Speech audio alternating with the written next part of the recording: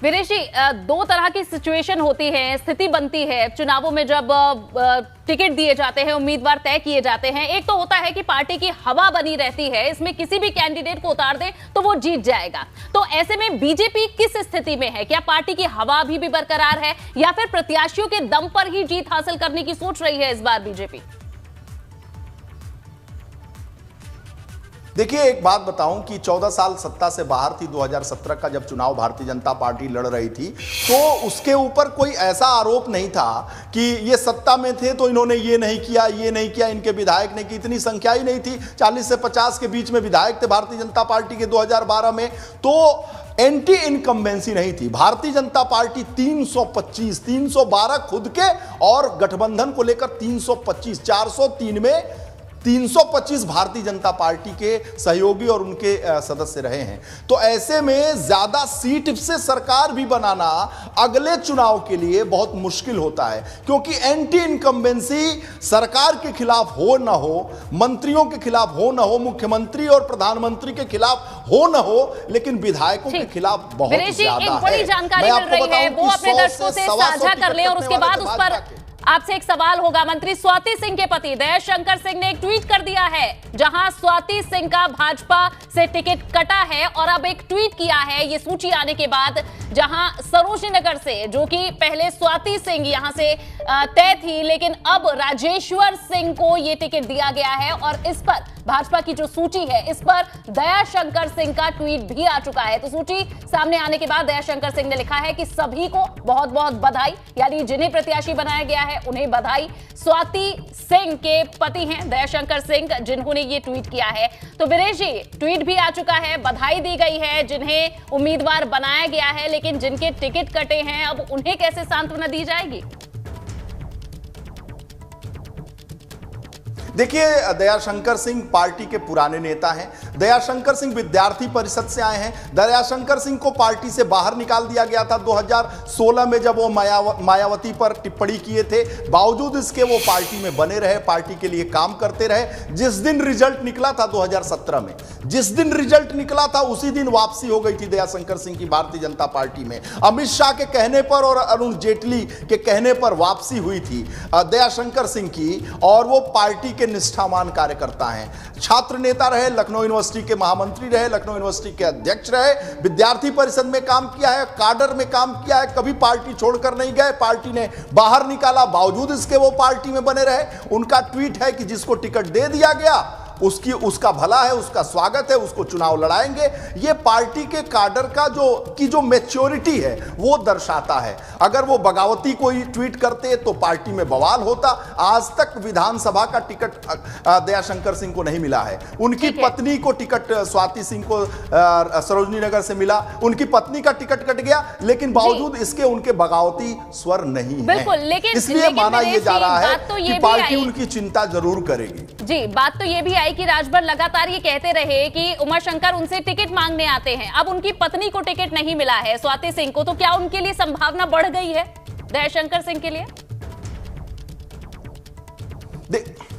देखिए, जो राजनीति को जानता है, जो यूपी की सियासत को जानता है, जो ओम प्रकाश राजभर को जानता है, जो दयाशंकर सिंह को जानता है, यानी यूपी की भाजपा को जानता है, सुभाषपा को जानता है, सपा को जानता है, वो ये जानता है कि ओम प्रकाश राजभर के मित्र हैं दयाशंकर सिंह। चूंकि बलिया में केंद्रीय कार्यालय है, रसड़ा में ओम प्रकाश राजभर का, जो बलिया जिले की एक सीट है। दयाशंकर सिंह बलिया से राजनीति करते रहे हैं। चुनाव भी वो 2007 में बलिया से लड़े थे, हालांकि हार गए थे, लेकिन बलिया में वो ज्यादा राजनीति करते रहे हैं। 2017 में उनकी पत्नी को जब टिकट मिला सरोजनी नगर से, तब से उन्होंने 17 से 21 तक की राजनीति केवल की है सरोजनी नगर से, बल्कि उनकी 2007 या उससे पहले की राजनीति लगातार रही है बलिया की। तो ओम प्रकाश राजभर और दयाशंकर सिंह के बहुत पुराने रिश्ते हैं, और मुझे जो जानकारी है, ओम प्रकाश राजभर का इकलौता कोई दोस्त है भारतीय जनता पार्टी में, उस शख्स का नाम है दयाशंकर सिंह। इसलिए वो मिलने जुलने जाते हैं। देखिए, छात्र नेता रहे दयाशंकर सिंह, और ऐसे में छात्र नेता नेता जो होता है वो जन्मजात नेता होता है। आप किसी को देख लीजिए, आप ब्रजेश पाठक को देख लीजिए और दूसरे छात्र नेता हैं, किसी का भी उदाहरण आप रख लीजिए, वो सभी लोग एक दूसरे से मिलते हैं, जुलते हैं, वो समावेशी होते हैं, क्योंकि छात्र नेता असली नेता होता है, वो जन्मजात नेता होता है, इसलिए वो सबसे मिलते जुलते रहते हैं। तो जाहिर सी बात है कि ओम प्रकाश राजभर से उनके व्यक्तिगत संबंध है, तो उस संबंध में मिलना जुलना तो होता रहता है। हालांकि ओम प्रकाश राजभर ने अखिलेश यादव से कहा भी था कि अगर भारतीय जनता पार्टी टिकट नहीं देती है दयाशंकर सिंह को, तो अखिलेश यादव से कह के मैं अपने बैनर पर चुनाव लड़ाऊंगा दयाशंकर सिंह को, मैं अपना समर्थन दूंगा, मैं अपनी मित्रता का धर्म निभाऊंगा। इस बात की जानकारी भारतीय जनता पार्टी के हाईकमान को भी है, इस बात की जानकारी सुनील बंसल को भी है, स्वतंत्र देव सिंह को भी है, और इस बात की जानकारी अमित शाह जी को भी है, और इस बात की जानकारी धर्मेंद्र प्रधान और अनुराग ठाकुर जी को भी है कि दयाशंकर सिंह के रिश्ते जो हैं ओम प्रकाश राजभर से हैं, और ओम प्रकाश राजभर खुले तौर पर बयान दे चुके हैं कि अगर भाजपा चुनाव नहीं लड़ाती है तो दयाशंकर सिंह को अखिलेश जी से कह के कोई ना कोई सीट देकर, अपने बैनर पर एक सीट देकर मैं चुनाव लड़ाऊंगा। लेकिन ये तो हाइपोथेटिकल हुआ, ये तो बातें अलग हुई। दयाशंकर सिंह जाएंगे पार्टी छोड़कर तब तो, दयाशंकर सिंह भाजपा छोड़ेंगे तब तो। दयाशंकर सिंह के ट्वीट से तो नहीं लगता है कि दयाशंकर सिंह पार्टी छोड़ रहे हैं। दयाशंकर सिंह के किसी व्यवहार से ये तो नहीं लग रहा है कि दयाशंकर सिंह को टिकट नहीं मिला है तो वो बगावत करने के मूड में है। स्वाति सिंह के किसी ट्वीट से या किसी बयान से ये तो नहीं लग रहा है कि वो पार्टी छोड़कर जा रही हैं। अगर जब कोई बयान या कोई ऐसा कदम होगा तो उस पर अटकल का बाजार आगे बढ़ेगा, और हम इस बाजार के एक एक चीजों पर नजर रखे हुए हैं। बिल्कुल, तो ये जो बात आप भी कह रहे हैं कि सिर्फ 2 टूक उन्होंने ट्वीट किया है, उन्होंने कहा कि जिन जिन को टिकट मिला है उन्हें बधाई, और इससे किसी तरह की आप संभावना नहीं देख रहे हैं, कोई नाराजगी इस ट्वीट के माध्यम से आप नहीं देख रहे हैं दयाशंकर सिंह के कि वे किसी तरह से नाराज हैं और दूसरी पार्टी का भी रुख कर सकते हैं। लेकिन अब आगे किस तरह से समीकरण बदल सकते हैं? अभी तो ये चौथे फेज का जो टिकट वितरण है वही हुआ है, आगे क्या कोई हम एक प्रणाली समझ रहे हैं इससे वीरेश जी? क्या आगे भी कुछ ऐसी सीटें हैं, कुछ ऐसे प्रत्याशी हैं जिन्हें एडजस्ट करने की या फिर जिन्हें आगे सेटल डाउन करने की कोशिश की जाएगी, क्योंकि अभी सूचियां तो और भी आनी बाकी हैं? देखिए, मैं आपको बताऊं कि 403 में सबसे ज्यादा विवादित जो सीटें थी वो लखनऊ और मोहनलालगंज की सीटें थी। सरोजनी नगर थी, कैंट था, उत्तरी था, पूर्वी था, जहां से बड़े बड़े स्टालवार्ट लड़ना चाह रहे थे। जहां विवादित सीटें थी वो सब लगभग तय हो चुकी हैं, और ऐसा कोई अब नेता नहीं बचा जिसको टिकट नहीं मिलेगा तो बहुत तूफान खड़ा कर देगा और वो पार्टी तोड़कर चला जाएगा और पार्टी का एक बड़ा घटक उसके साथ चला जाएगा। अब जो भी विवाद था ये सरोजनी नगर और साथ ही कैंट मध्य और इन सीटों पर था, लखनऊ और मोहनलालगंज सीटों की। अब कोई ऐसा बड़ा बवाल नहीं होने वाला है कि टिकट का वितरण हुआ तो उसमें जो विपक्ष था, जो पत्रकार थे, वो इसी बात का इंतजार कर रहे थे कि आखिर यहां टिकट किसका कटता है, किसका बनता है। बनता और बिगड़ता के बाद से क्या होता है, इस बात का सबको आभास था कि कुछ बगावत हो सकती है, कुछ खबरें आ सकती हैं। लेकिन अभी तक तो जो तेवर है और जो चीजें सामने हैं वो अभी तो नहीं लग रही हैं कि कुछ अभी तुरंत बवाल हो जाएगा, कोई विवाद खड़ा हो जाएगा। लेकिन सबसे ज्यादा विवादित सीटें जो थी यही थी। इसके बाद कोई ऐसी सीट नहीं है जिसको लेकर बहुत विवाद और वितंडा खड़ा होने वाला है। ठीक, वीरेश जी आप हमारे साथ जुड़े रहिएगा। अब ये 17 प्रत्याशियों की सूची है जो सामने आ चुकी है, और किस तरह से इस सूची के एक एक नाम को चयन की किस तरह से प्रक्रिया रखी होगी और किन बातों को जहन में रखते हुए बीजेपी ने फैसला लिया है, इन्हें अपना चेहरा बनाया है, इसी पर ये लगातार चर्चा हम कर रहे हैं। बीजेपी की एक और सूची आ चुकी है और इस पर जो प्रत्याशी है उनसे बात करने का प्रयास हम लगातार कर रहे हैं। हमारे संवाददाता शैलेश हमारे साथ जुड़े हुए हैं ब्रजेश पाठक की आवाज से। जी शैलेश।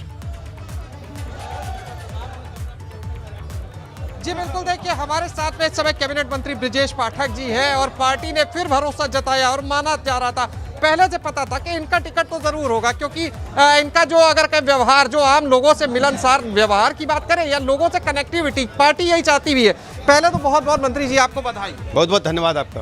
मंत्री जी आपको टिकट तो दोबारा मिला लेकिन सीट बदल गई, कैंट मिल गई, क्या वजह रही? भारतीय जनता पार्टी नेतृत्व ने जो भी आदेश दिया उसका हम अनुपालन करेंगे और आप देख रहे हैं कि जिस ढंग से जनता का आशीर्वाद मिल रहा है, हम प्रचंड बहुमत के साथ दोबारा सरकार बनाएंगे। मंत्री जी, कैंट की जो सीट आपको मिली है, इसको लेकर बहुत सारी चर्चाएं थी। सबसे ज्यादा कहा जा रहा था पेच फंसा हुआ है। एक तरफ अपर्णा यादव का नाम चल रहा था कि यहाँ से रीता जोशी जी जो सांसद हैं आप ही की पार्टी के, अपने बेटे के लिए टिकट चाहती हैं। महानगर अध्यक्ष का नाम भी इसमें आ गया था।